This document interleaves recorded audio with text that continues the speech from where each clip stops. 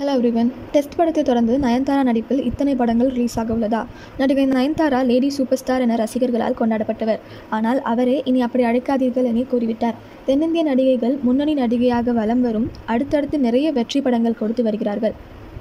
சமீபத்தில் நயன்தாரா, மாதவன், சித்தார்த் நடிப்பில் டெஸ்ட் என வெப் தொடர் வெளியாகியிருக்குது. மக்களிடமும் நல்ல வரவேற்பை பெற்றிருக்கு. மண்ணாங்கட்டி சின்ஸ் 1960 இது நயன்தாராவுடன் யோகி பாபு முக்கிய கதாபாத்திரத்தில் நடிக்கும் படம். இதனை விக்கி இயக்கியிருக்காரு.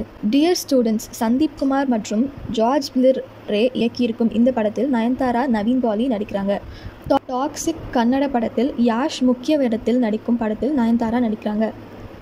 ராக்காயி செந்தில் நல்லாஷ்மி இயக்கும் படத்தில் நயன்தாரா டைட்டில் ரோல் நடிக்கிறாரு. மூக்குத்தி அம்மன் 2 சுந்தர் சி இயக்கும் இப்படத்தின் மீது ரசிகர்கள் பெரிய எதிர்பார்ப்பில் உள்ளனர். துரை செந்தில்குமார் இயக்கத்தில் தனது 81வது படத்தில் நடிக்கவுள்ளார். பின் மம்முட்டி படம், தனியொருவன் 2, கவின் படம் என வரிசையாக நயன்தாரா நடிப்பில் நிறைய படங்கள் ரிலீஸ் ஆக உள்ளது.